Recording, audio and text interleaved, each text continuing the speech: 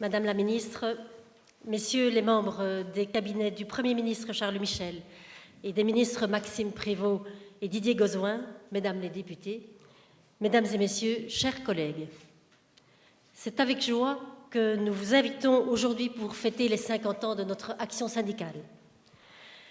C'est avec reconnaissance que nous nous tournons vers le passé pour saluer la pertinence du combat initié par les fondateurs de notre mouvement, dont certains nous font l'honneur de leur présence. Nous nous félicitons de la clairvoyance et de la ténacité avec lesquelles ils ont mené le travail difficile de la défense professionnelle à contre-courant des forces majoritaires en place. Ils ont compris le danger pour la santé publique de voir se dévaloriser la profession de médecin généraliste, pourtant pierre angulaire dans le système des soins de santé. Et cela dans un contexte de survalorisation de la technicité, des soins curatifs, des soins hospitaliers, au détriment de ce que nous appelons les soins primaires, de l'anglais primary, qui veut dire essentiel.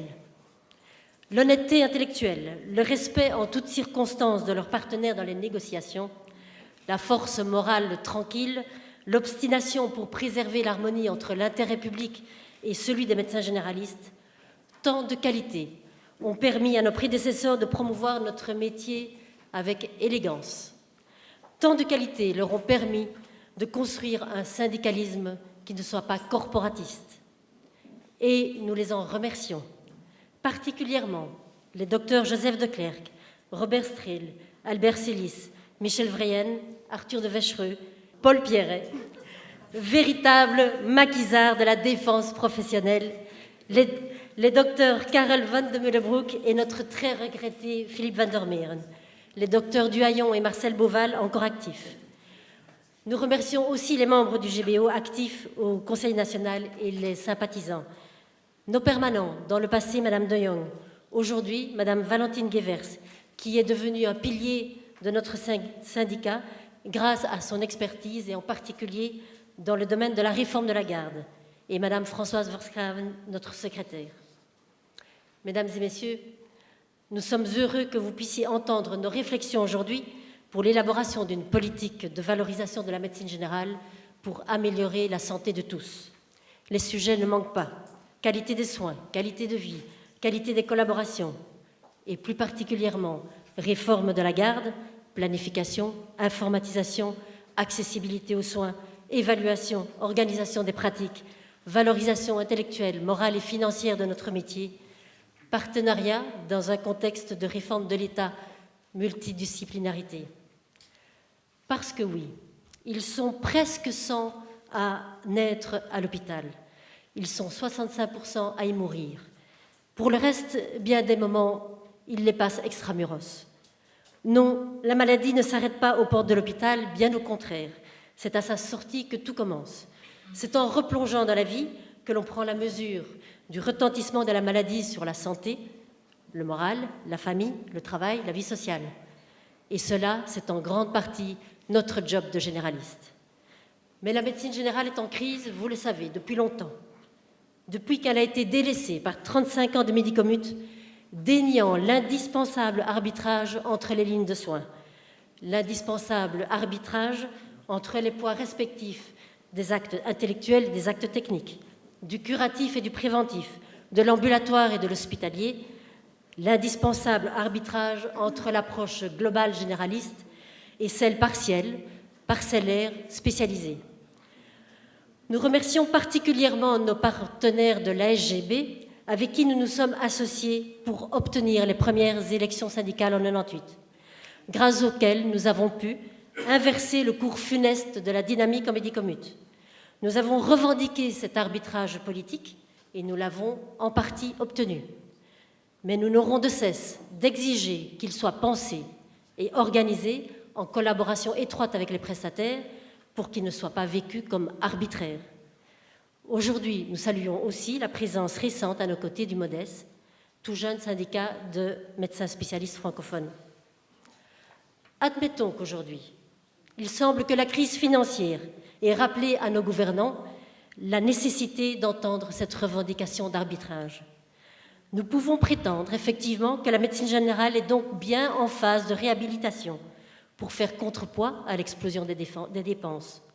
Mais est-elle vraiment réhabilitée dans son rôle de premier échelon dans un système de soins de santé structuré? Est-elle vraiment réhabilitée dans nos universités? Nous pouvons penser que les projets de réorganisation des gardes sont une étape où tout s'accorde pour prôner les meilleurs soins au meilleur endroit, par le prestataire le plus adéquat, au moment le plus opportun et au prix le plus juste.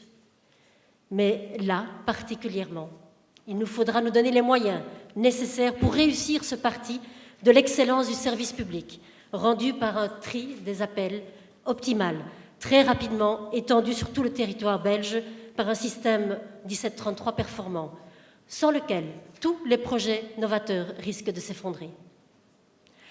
Gageons que nous puissions convaincre à étendre ce principe de répartition et de délégation des tâches et de collaboration optimale entre les lignes de soins à tout le système de soins, nuit et week-end, jour et semaine, par exemple dans les projets d'alternatives aux hospitalisations, à la prise en charge des patients atteints de maladies chroniques.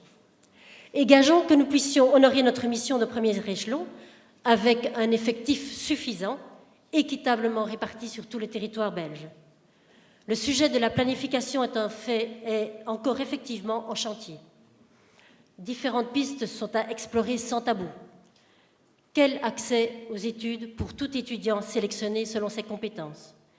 Peut-on penser à la création d'un numéro INAMI provisoire pour permettre à tous l'accès à la spécialisation en médecine générale et en médecine spécialisée? Et peut-on envisager une planification à l'installation par l'attribution d'un numéro INAMI définitif? Comment actualiser l'évaluation de la valeur d'un équivalent temps plein selon le mode de travail et de vie d'aujourd'hui? Gageons que la médecine générale omnipraticienne puisse trouver sa place dans un partenariat créatif avec d'autres métiers de la première ligne de soins, elle aussi structurée en plusieurs niveaux: infirmiers de rue ou de domicile, centre d'accueil des réfugiés, équipe de soins palliatifs, centre de santé mentale, médecine du travail, médecine de santé publique, pharmaciens, dentistes, maisons de repos. Vous le voyez, notre action syndicale s'est constituée comme contre-pouvoir aux excès de la dérégulation de ce que j'appelle notre non-système actuel de soins, en s'attelant à vouloir le structurer. Notre action syndicale se construit aujourd'hui aussi comme contre-pouvoir aux excès de la régulation, cette régulation même que nous avions appelée de nos vœux au service de la santé publique. En effet, l'interventionnisme de l'État ne doit pas lui faire oublier l'intérêt de préserver la liberté d'action de la profession médicale. Ceci éclaire le sens du titre de notre matinée, de la bonne pratique à la belle pratique. Les médecins généralistes s'accordent à la nécessité de promouvoir une bonne pratique qui réponde aux exigences d'une évaluation solide dans un combat obstiné contre la sous- et surmédicalisation, contre la iatrogénicité et contre le risque de marchandisation des soins. Mais les médecins généralistes revendiquent tout aussi obstinément la liberté d'action pour rencontrer au mieux les patients. Vous savez, cette rencontre de l'homme, de la femme, de l'enfant, du vieillard, dans nos consultations d'hiver, d'été, dans un contexte de récession économique, de désarroi social et environnemental. Consultations où se disent les vérités à demi-mot, où se vivent les silences qui en disent long. Consultations où nous sommes face à tout ce qui ne peut s'encoder, à tout ce qui résiste aux statistiques. Consultations où nous sommes devenus les spécialistes de tout ce qui résiste à l'information technoscientifique. Quand j'ai terminé mes études de médecine, je savais les maladies et leurs traitements. Je savais les gestes pour palper le ventre, pour ausculter les cœurs. Mes très longues études m'avaient appris ça avec soin. Mais je ne savais pas alors que j'avais rendez-vous avec la souffrance, l'amour, la joie, la désespérance, que j'aurais à prendre la mesure de la profondeur du désarroi, de la vie qui bascule, de l'espoir qui renaît, des gestes qui libèrent. Nos gouvernants doivent savoir que c'est cela qui nous colle à la peau tout au long de notre travail, qu'il nous est impossible de faire fi de l'esprit quand on accepte de s'occuper du corps. Et que dans ces rencontres, nous avons aussi à huis clos à faire à la santé du corps social. C'est pour cela que notre métier se doit, en plus d'être humanitaire, d'être aussi politique. La liberté d'action et de pensée, intimement liée au sens des responsabilités et à la solidarité, est le plus beau service que nous, généralistes, puissions rendre aux patients et à la société. Aider à la structuration de notre profession, la financer à la hauteur de ses missions, la valoriser intellectuellement et moralement, la soutenir dans ses missions les plus difficiles au contact des populations les plus fragiles, c'est le plus beau service que nos gouvernants puissent rendre aux médecins généralistes et, in fine, aux patients et à la société. Voilà pourquoi il est indispensable de promouvoir en tout lieu la valorisation de la médecine générale. Voilà pourquoi nous nous sommes acharnés syndicalement à développer la dimension collective de notre métier et à protéger individuellement les prestataires. Non par généralistocentrisme, non pas parce que c'est une médecine économe, moins chère, mais parce qu'elle s'occupe, se préoccupe, en ce premier monde, de ceux qui en sont les chevilles ouvrières, parfois laissés pour compte, parce qu'elle ausculte ce qu'il est urgent d'entendre, le cœur de notre société. Je vous remercie pour votre attention.